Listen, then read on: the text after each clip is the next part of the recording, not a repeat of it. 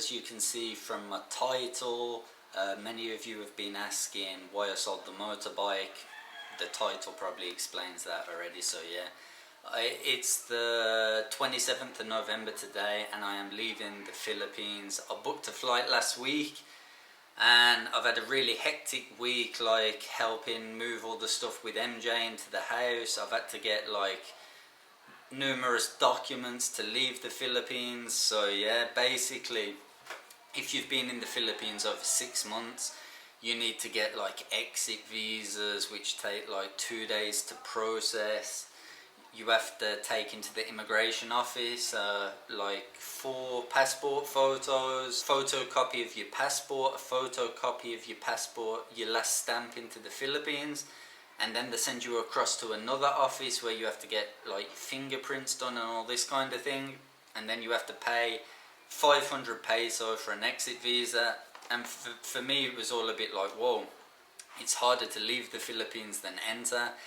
And basically why I'm leaving, it's just we've been locked down here for 9 months and there's just a lot of hassle, to be honest, which I'll probably go into more in another video. Like just a lot of stories like we obviously don't show on the video because it's just a lot like of negativity and stuff, but I think it's good to share the realness with you guys as well of what is really going on, because I see a lot of people comment on like, oh, I cannot wait to get to the Philippines and such, but right now it's like not really the best situation here. Like for me, I read an article the other day and I think it's so true.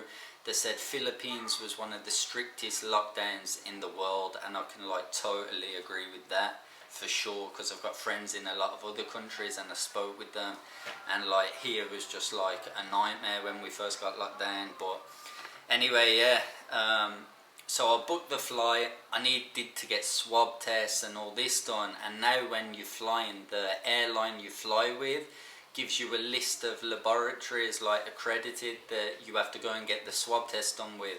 So Qatar, I'm flying with Qatar Airways, and they sent me like a list of a few in Cebu. I chose which one to go to. I personally chose Prime Care Cebu. They just responded the quickest to me. So I went there on Wednesday. I got my swab test done and they had the results sent to me by Thursday. So like really quick, less than 24 hours they got me the results. I tested negative of course, and I can fly Friday. This is the new normal of flying. And also what I have to fill out is a Qatar passenger consent form. So yeah, it's a lot of stuff going on really to leave the Philippines. So I'm going to be getting a taxi in the next couple of hours and we'll get to the airport, and we're heading back to Dublin, Ireland, for those who don't know where I'm living or where I'm from. So yeah, heading back to Dublin, and I'll be spending Christmas at home this year. A lot of people who watch me, I'd say pretty much 99% of people who watch me only know me from when like I come onto MJ's channel and when I started this channel. So like not many people know what I was doing previous to like when I started the YouTube videos. But basically before like I met MJ, I was like solo traveling. I lived in Thailand and like many different countries, so I haven't been home. I was trying to work it out the other day. I haven't been home for the last like 3 to 4 Christmases. I'm pretty sure it's the last 4 Christmases. So with all that's going on now, I just thought like, oh, you know what? It's getting mentally like wearing me out here in the Philippines with how strict it is. So I thought it's just like about time to go home, see my family for Christmas, recharge, and hopefully next year's a different, like another year. But I don't expect like COVID to be gone or anything, but I know travel's going to change, but I hope the restrictions are eased a bit more. I mean, for me now, personally, I can pretty much travel to pretty much any country I want. I've been checking. It's just more hassle, you know, you need to get swab tests and a lot of stuff done before you can enter another country. But for MJ it's a bit more difficult because the Filipino passport need visas and whatnot, and none of the visas are open now because MJ tried to come back to Ireland with me, but the visas are not open for now, so we're hoping that might change by next month and she can get a visa and come out. But if not, next year we're just gonna meet back up. It could be anywhere, guys. It could be Mexico, it could be Colombia, just any country that's open and doesn't take as many requirements to get into. So guys, I'm at Terminal 2 where my ticket says that I should go from, but apparently it's not open, so I have to walk to Terminal 1. Oh, it's crazy, and this time there's like no one in the airport. I feel like I'm gonna be the only one on the flight. So I went through security very easy. Of course it's so quiet. 35. This is my situation now. I'm in Cebu Airport and it was an absolute breeze to go through. Like I said, all the requirements before. Just went straight to the desk, straight through security. Of course there's no queues these days because look, this is the airport. She said like there's basically no one on the flight, so I'm hoping I get a row to myself. I told her to sort me out some good seats or business and she was laughing.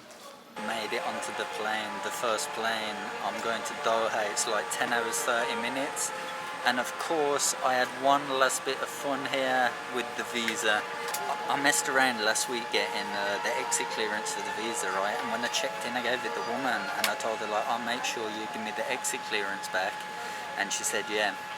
And when she gave me the passport back, I didn't check, so it's kind of my fault as well. And then when I got to the last step to go through, they were like, oh, where's your exit clearance? And I was looking for it and it wasn't in my passport, and I was like, oh shit. So I had to go all the way back to check-in and they couldn't find it. The woman said she remembers having it, but they couldn't find it, so I had to go all the way back and pay in the air another time for another exit clearance visa.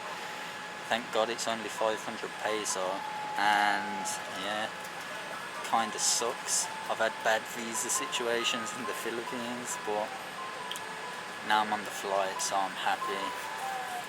And for those who stay longer than 6 months and need an exit clearance, you don't need to mess around in the visa office like I did. You can actually just pay it when you leave the airport. I wish I kind of checked a bit more into it before and knew that, because I would have just come to the airport, paid the 500 peso and that's it. But anyway, I'm on the flight now, so that's the main thing. Oh yeah guys, and the plane is like super empty. Check this out. Like every person's going to have like a row to themselves each, so that's pretty sweet. Flying during this time is pretty good, to be honest. Like the plane is empty. There's about like I'd say 30 people on the whole plane.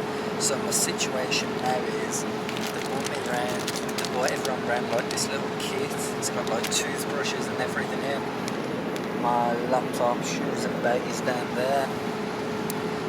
My phone is on charge here. And basically this is the situation. So imagine the suckers that paid for business or first class during this time. Why would you even bother? I cannot actually believe how little people is on the plane and they still flew. Great chance for those who want to fly this time and join the Mile High Club. Look, yeah, I'm just going to wait for them to bring around the meal, eat, and then probably sleep for the next 10 hours, because I can. I'm like lay out flat, so I think I should get a good sleep. This is probably like the best flight I've ever been on, and I'm only like 10 minutes into it. Got free complimentary Wi-Fi the whole flight. Like I keep saying, my situation, there's rows of seats free everywhere. You can literally go and sleep wherever you want. Just can't like flying now. It's crazy. It's like first class. All the room over here. They've actually gave like proper cutlery. I don't think they normally do that.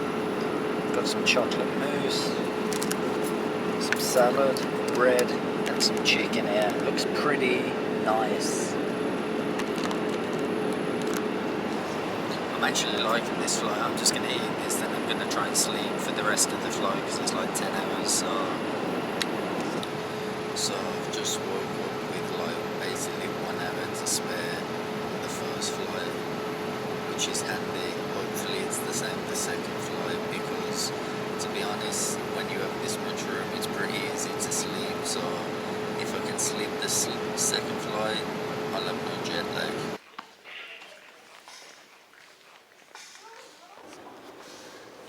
I'm that lazy guy on this escalator, whatever you call it. It's so weird, guys, traveling this time. I've never seen like airports so quiet. It's like crazy. Just chilling in the lounge area at Doha. It's like crazy quiet here as well. Look. Not many people around at all. The funniest thing ever as well, when you land in Doha and you get like, I went obviously on the connect flight route, and when I got to security, they're all like, oh, take off the face shield. You know, in Philippines, they're like making you put face shields on everywhere. You get to Doha and they're telling you, oh, you don't need face shields here anymore, like throw them away. So crazy, it's too funny. Every place just has the different rules. I don't really see much need for the face shield either, to be honest. Like, the mask is enough, so I was happy about that. So don't have to wear this face shield anymore. Yeah, right guys, so I'm on the last flight now to Dublin. I've got another 8 hours, another 8-hour flight. But good news, again, the aeroplane is empty.